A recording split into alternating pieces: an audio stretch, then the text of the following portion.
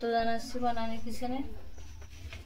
আজকে আমি এই যে আমরা টক রান্না করলাম, সুন্দর এই টেস্টে আমরাটা আমি কীভাবে রান্না করলাম এটা আপনাদের দেখাবো। আপনারা পুরো ভিডিওটা দেখতে থাকুন, তাহলে আমি এই সুন্দর টকটা কীভাবে রান্না করলাম আপনারা বুঝতে পারবেন, আর বাড়িতে রান্না করলে করেও খেতে পারবেন। তাহলে দেখতে থাকুন কীভাবে আমি এই টকটা রান্না করলাম। আমরাগুলো আমি প্রথমে ছেলে নেব।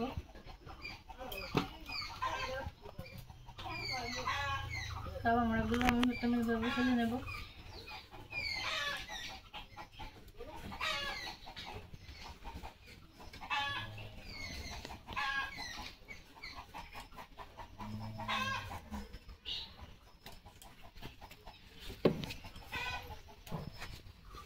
আমরাগুলো আমি এভাবে ছেলে এভাবে কেটে দিতে হবে। এই আমড়াগুলো আমার আগে থেকে দেওয়া, এই জন্য আর দেওয়া লাগবে না। আমড়াগুলো কিন্তু সব আমি এভাবে কেসে কেসে দিলাম। এই যে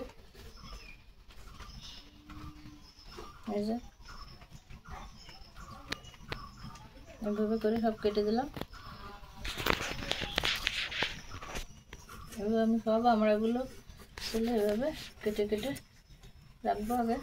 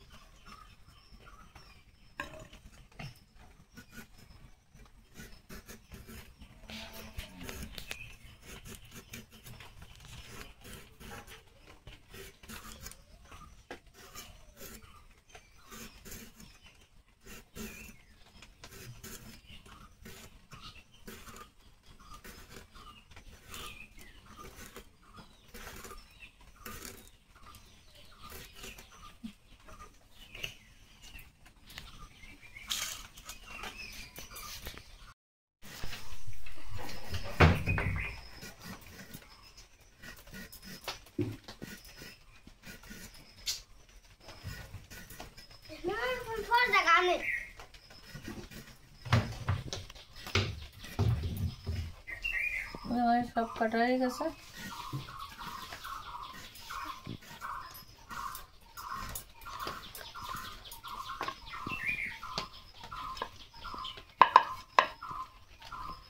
এখন আমি চুলোর উপর কড়াই বসিয়ে দিয়ে তা রান্না করব। কিভাবে রান্না করি আপনারা দেখতে থাকেন। চুলোর উপরে যে কড়াই বসিয়ে দিলাম, এখন আমি তেল দিয়ে দেব।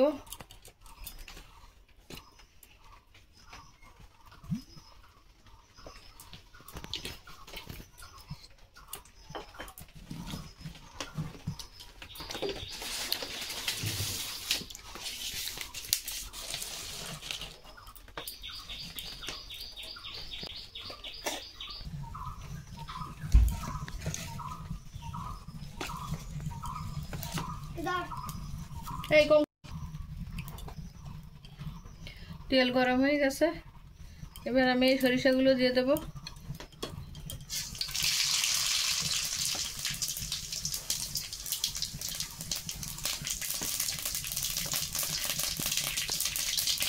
সরিষাটা ফুটছে, এখন একটু লবণ দিয়ে দেবো।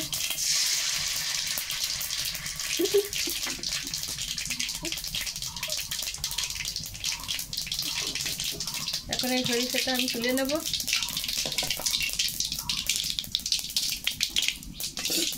তেল সহ কিছুটা সরিষা তুলে নেবো, আর কিছু কড়াইতে থাকবে।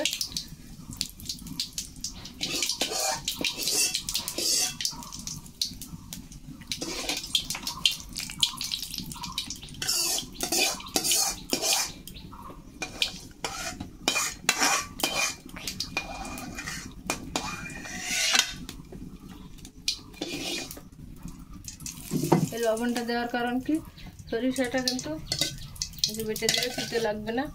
অনেক সময় সরিষা একটু পুড়ে গেলে বা একটু বেশি হয়ে গেলে তিতো লাগে, সেজন্য লবণটা দিয়ে দিলে তিতো লাগে না। এবার এই যে আমি আমড়াগুলো আগে থেকে ছেলে কেটে কেটে রেখেছিলাম, সেই আমড়াগুলো দিয়ে দেবো।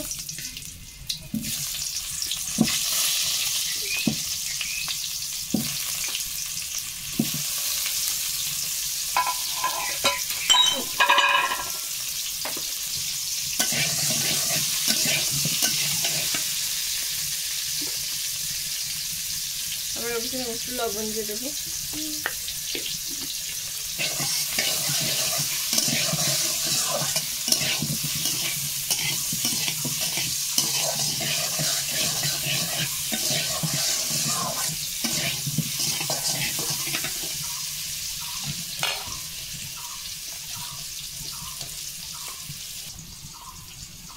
এই যে এটা কিন্তু নারকেলের দুধ, আমি নারকেলটা আগে রেখে দুধ করে রেখেছিলাম। এই টকের ভিতরে এই নারকেলের দুধটা দিলে খেতে এত সুন্দর লাগে, আপনারা বাড়িতে বানিয়ে খেয়ে দেখুন কত সুন্দর লাগে। আমি নারকেলের দুধটা দিয়েই আজকে রান্না করব, আর এই টকটা নারকেলের দুধটা দিয়েই রান্না করতে হয়। এখন আমি আমড়ার ভিতরে হলুদ দিয়ে দেবো।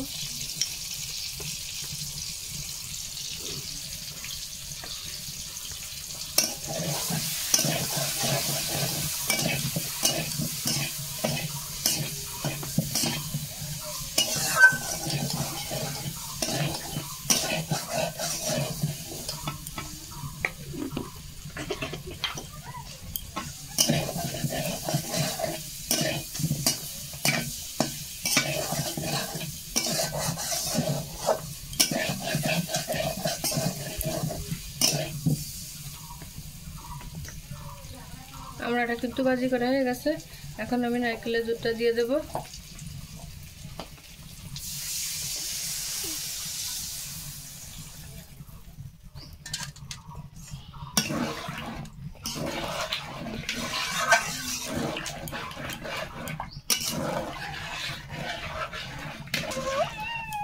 নারকেলের দুধটা দেওয়া হয়ে গেছে, এখন আমি ঢাকনিতে ঢেকে দেবো।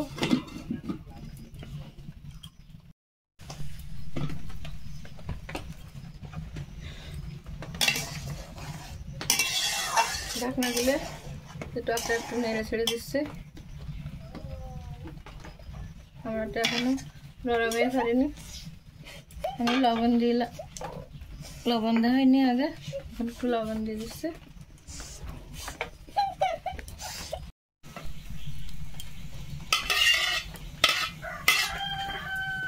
ঢাকনা দিয়ে রেখেছিলাম, ঢাকনা দিয়ে রাখা এই যে যেহেতু নারকেলের দুধ দেয় এই জন্য কিন্তু উতরিয়ে এর উপর দিকে উঠে আসছে। আমড়াটা কিন্তু নরম হয়ে গেছে আগের থেকে। এই যে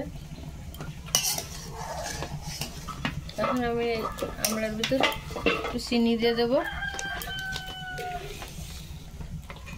নারকেলের দুধ দেওয়া আর চিনি দিলে টক মিষ্টি মিষ্টি খেতে বেশ মজা লাগে।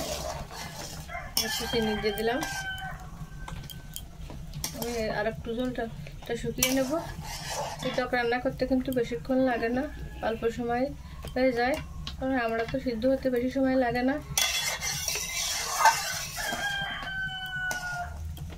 অল্প সময়ে এই টকটা খুব সুস্বাদু হয়। আমি এটাকে দেবো।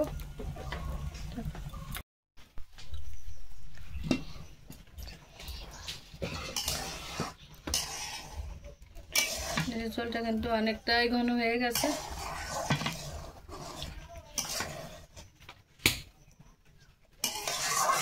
এখন এটা আমি নামিয়ে নেব, আর একটু জাল দিতে হবে, আর অল্প একটু জাল দিয়ে নামিয়ে নেব। এখন টকটা আমি নামিয়ে নেব। তো নামানোর আগে আমি এই যে সরিষা তেলটা নামিয়ে রেখেছিলাম, এই সরিষাটা এইভাবে আটা দিয়ে এইভাবে বেটে দিতে হবে সরিষাটা।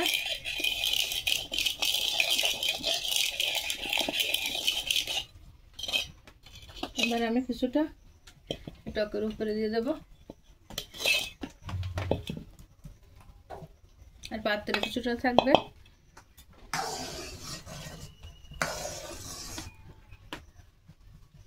এখন আমি এই পাত্রে টকটা ঢেলে দেবো।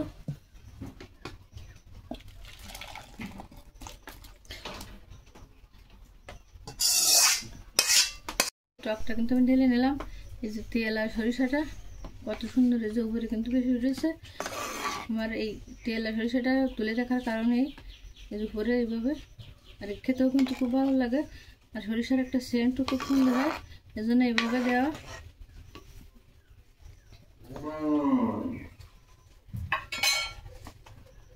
এই যে আমার আমড়ার টক কিন্তু রান্না রেডি।